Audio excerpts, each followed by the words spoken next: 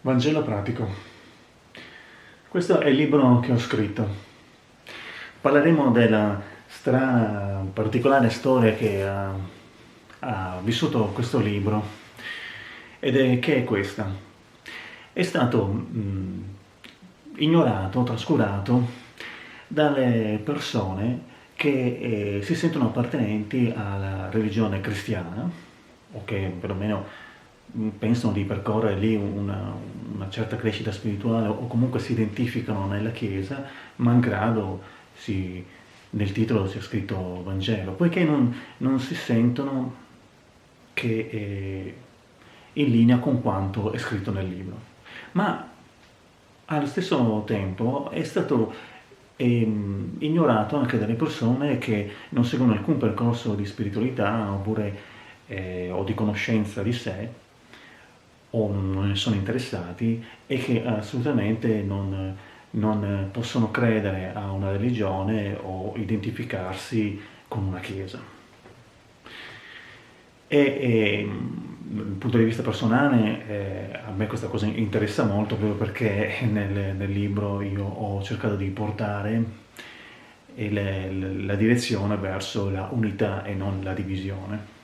E qui abbiamo questi due poli, perfettamente uno all'opposto dell'altro, che però in maniera molto interessante su questa cosa hanno tutti e due ragione e hanno anche tutti e due torto.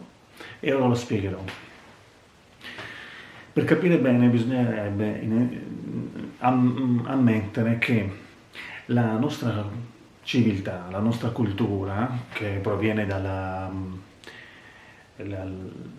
non dico la formazione, ma diciamo almeno politicamente la nostra cultura proviene dalla espansione della Chiesa cristiana, quindi la cultura cristiana, la spiritualità, il culto cristiano si è diffuso nel mondo, e qui dicevo dobbiamo ammetterlo, attraverso la spada e non attraverso una conversione, cioè si è diffuso attraverso una imposizione violenta. E come scritto nel mio libro, la violenza è quando non si dà la possibilità all'altro di parlare, di farsi ascoltare.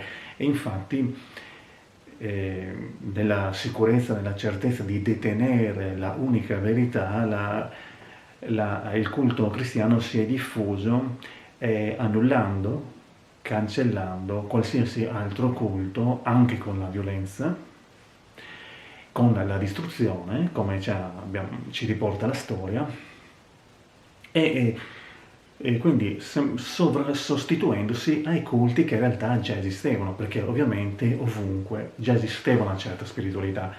Anche qui, dove siamo noi ora, in qualsiasi posto tu sia e stia guardando questo video, c'era un'altra spiritualità, la quale è stata, magari non in modo violento, sostituito, sovrapposta o mescolata con quella cristiana per far sì che a sopraffare sia quella cristiana. Per poter fare questa cosa quindi c'è stata una vera e propria sostituzione, una vera e propria forzata sovrapposizione, sovrascrittura di quanto c'era prima. In questo modo il nuovo credente, la popolazione, ha uno scollegamento, un allontanamento dal proprio originario culto, dalla propria originale spiritualità, che nel corso dei tempi poi è andata sempre più dimenticandosi. Quindi anche oggi la persona che vorrebbe o anche che non vorrebbe intraprendere un percorso di crescita su di sé, magari attraverso un lavoro interiore, come proposto nel mio libro, ha la possibilità di accedere a conoscenze precedenti alla civiltà, alla cultura cristiana, poiché c'è stata una vera e propria recisione, cancellazione. Quindi Perché chi segue una religione e chi non segue una religione ha ragione quando non si sente affine a al contenuto del mio libro? Poiché il mio libro io l'ho scritto con un'apertura creativa nei confronti del testo, dei testi contenuti nel Nuovo Testamento, la quale per intuizione va a pescare a conoscenze che in realtà avremo tutti quanti dentro di noi. Ma se a causa del annullamento, cancellamento con le altre conoscenze diverse dalla cristianizzazione, poiché considerate sbagliate, non detentrici della verità, noi se affrontiamo un approfondimento, ad esempio, del Vangelo, ma come di qualsiasi altro testo sacro, non riusciamo a leggerne i significati più profondi e anche i significati più esoterici. Quindi stiamo parlando proprio che non vi sono sufficienti strumenti culturali, non che io li abbia, anch'io ho dovuto impegnarmi e faticare per poter leggere il vero significato di certi messaggi. Lo ripeto perché è una cosa molto importante. Ciò è dipeso dal fatto che per il modo in cui si è imposta questa almeno la mia umile opinione, la conoscenza e il culto cristiano, c'è stato un tenere lontano o addirittura cancellare gli altri culti, le altre spiritualità. Al massimo sono stati fagocitati, inglobati. Senza la conoscenza di quello che è avvenuto ad esempio prima, non è facile e immediato riuscire a leggere i messaggi più profondi di quanto succede adesso o di quanto possiamo leggere nei Vangeli. E quindi hanno entrambi ragione, sia chi segue una religione e chi non la segue, a criticare il mio libro, poiché entrambi in realtà non hanno gli strumenti culturali per poter leggere le intuizioni più profonde. Mi spiego meglio. È perché prima ci sono stati altri maestri che hanno portato altri insegnamenti che è possibile cogliere i messaggi più profondi del Vangelo. Altrimenti se ne legge soltanto in maniera parziale, in maniera superficiale, cioè quello che abbiamo a disposizione leggendo soltanto il Vangelo. Ma gli insegnamenti più profondi si possono cogliere proprio se si legge quello che è stato prima e quello che è stato prima ancora e così via.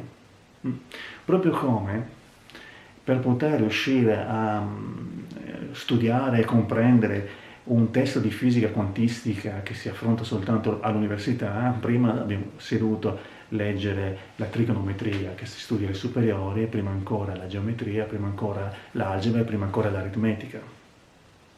Ma se ci viene cancellato tutto quello che c'è dall'aritmetica alla trigonometria, se ci danno in mano l'ultimo testo, cioè fisica quantistica, come si fa a cogliere i messaggi più profondi? Si riesce a cogliere soltanto le cose più superficiali. Ed infatti questo succede quando senza le conoscenze passate che ci sono state appunto recise, si va a leggere qualcosa di potente come il Vangelo. Si possono leggere ad esempio i testi lì contenuti e interpretarli come ad esempio delle regole sul buon vivere tra le persone, no? Come se fosse un elenco di comportamenti educati o corretti da avere con gli altri. Ma ovviamente è qualcosa di molto più profondo. Non è che è credibile che una spiritualità, un percorso di trasformazione come quello del Vangelo si limiti a messaggi come vogliamoci tutti bene, comportarsi bene con il prossimo. C'è qualcos'altro, non essere egoisti, c'è qualcos'altro. Ad esempio, è arrivato in quel momento storico il messaggio del Cristo grazie al fatto che prima c'è stato l'insegnamento del Buddha, e grazie al fatto che Buddha è arrivato in quel momento storico grazie al fatto che prima è stato l'insegnamento di un altro maestro, di un'altra manifestazione del divino. È solo perché prima c'è stato l'insegnamento del Buddha, che ci ha insegnato la consapevolezza di che cos'è la compassione, che si è potuto capire l'aspetto più profondo del messaggio del Cristo, che ci insegna la trasformazione dell'amore. Ma se scolleghiamo da tutto quello che c'è stato prima il Vangelo, allora si ha soltanto una cosa, un insegnamento superficiale, come abbiamo detto. Questo è comprensibile soltanto se si realizza che la realtà non è spartita in varie religioni che seguono diverse filosofie, ma è sempre la stessa fonte che fornisce messaggi, insegnamenti per un'evoluzione progressiva, la quale è soltanto parziale se ci si sofferma soltanto ad ascoltare una campana. Vi pare possibile che abbia senso seguire soltanto una lezione dell'intero percorso? È possibile realizzare una di queste cose, diventare dei maestri del messaggio cristico, ma ignorare tutti gli altri aspetti. Come potrebbe essere possibile, infatti, che se tutte le religioni considerano la maggior parte delle religioni considerano che quello a cui rivolgono la loro attenzione, genericamente chiamiamolo Dio, è qualcosa di assoluto, esso però diventa definibile e richiudibile all'interno della loro religione e non ha nulla a che fare con il messaggio delle altre religioni. Se veramente credi nell'assolutezza del tuo Dio, vuol dire che esso si manifesta anche in tutto il resto del globo e dell'universo, e quindi il messaggio, proprio per il messaggio stesso della verità, è qualcosa di assoluto e quindi non può essere iscrivibile e confinabile in una religione oppure un'altra. Qui non sto dicendo che tutte le religioni sono la stessa cosa, io sto dicendo che le religioni sono sostanzialmente l'opportunità che noi abbiamo per poter accedere a delle conoscenze, ma il nostro scopo è diventare più saggi, utilizzare quelle conoscenze, utilizzarle per un progresso che deve essere nostro. Non è far parte di una chiesa oppure di un'altra. Questa è la mia sincera opinione. Poi uno ovviamente, se ha il piacere di sentirsi far parte di una bandiera piuttosto che un'altra, è un altro discorso. Questo era per far notare quindi che come hanno ragione chi si allinea a una religione oppure l'opposto nel non riconoscersi in quello che ho scritto nel mio libro, poi hanno anche entrambi torto, poiché è semplicemente una mancanza di strumenti culturali, causati da quanto ho detto, da quanto ho raccontato, il motivo per cui fa credere oppure non credere in un certo culto. Infatti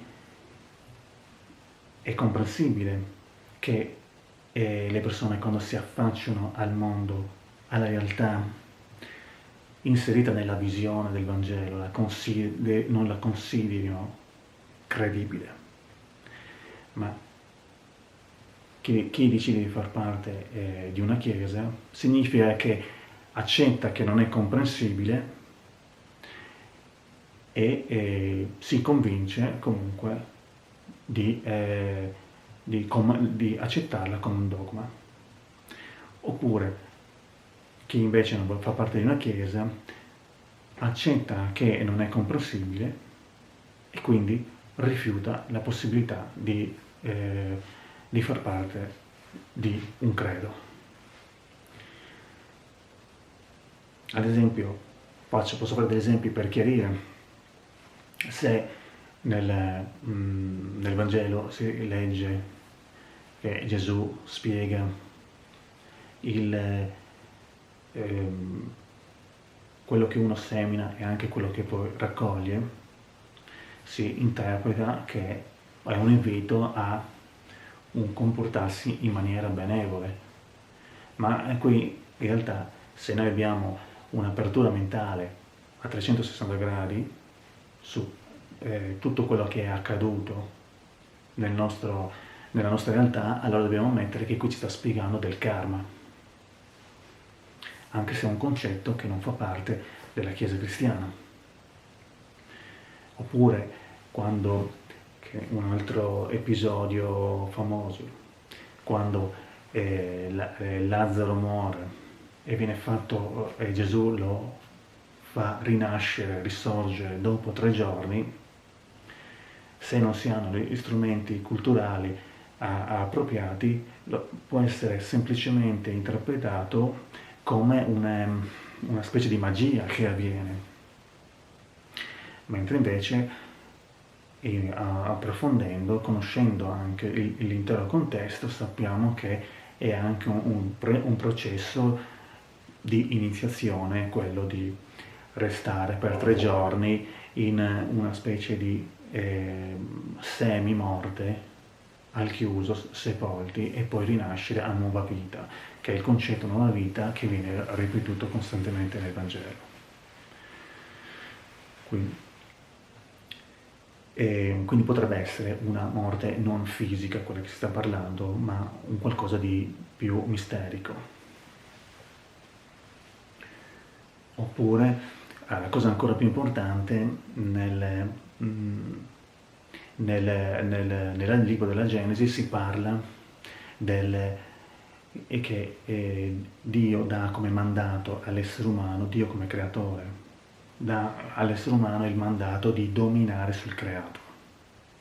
E per questo motivo si interpreta l'espressione dominare come l'autorizzazione a fare quello che vogliamo con la realtà, con il pianeta. Infatti ci siamo sentiti giustificati fino adesso a comportarci da padroni con la natura, portando poi anche i problemi oggi che sono stati causati nel passato, dai eventi passati.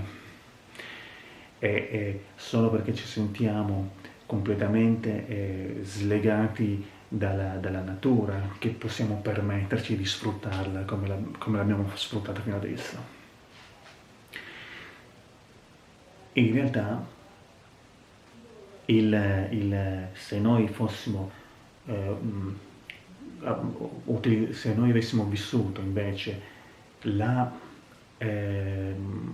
cultura e il culto cristiano come un'aggiunta, un proseguimento della spiritualità che avevamo già in passato, avremmo inteso queste cose in maniera diversa, poiché la spiritualità dei nostri antenati era strettamente legata alla natura, la quale era una divinità, la quale era la fonte di vita, la quale appunto era costituita da elementi animati da un'anima. E quindi la natura, se è considerata vivente, se è considerata come una persona, se noi avessimo questa consapevolezza non potremmo trattarla in questo modo. È solo perché abbiamo uno scollegamento quindi con il nostro passato che possiamo non sapere, non ricordare che in realtà la natura è un'entità vivente, è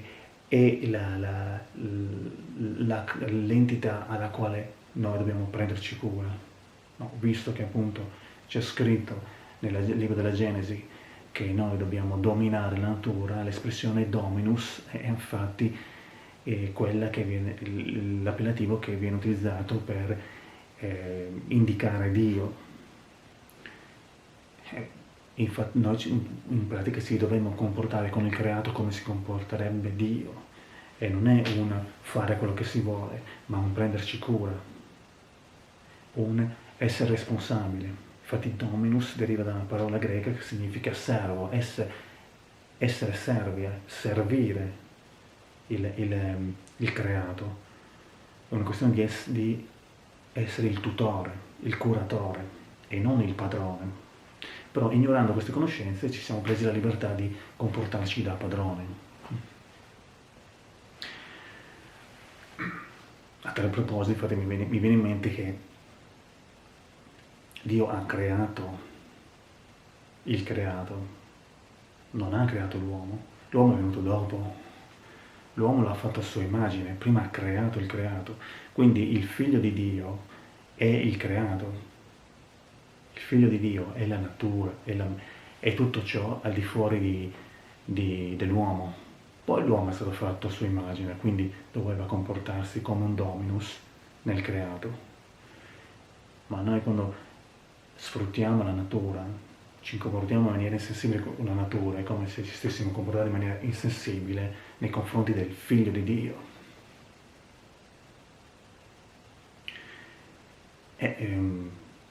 Non avendo accesso, non avendo più collegamento con queste conoscenze, questo elemento, cioè il creato, la natura, l'ambiente, il nostro pianeta, è un elemento che è stato cancellato, ci siamo noi e c'è Dio.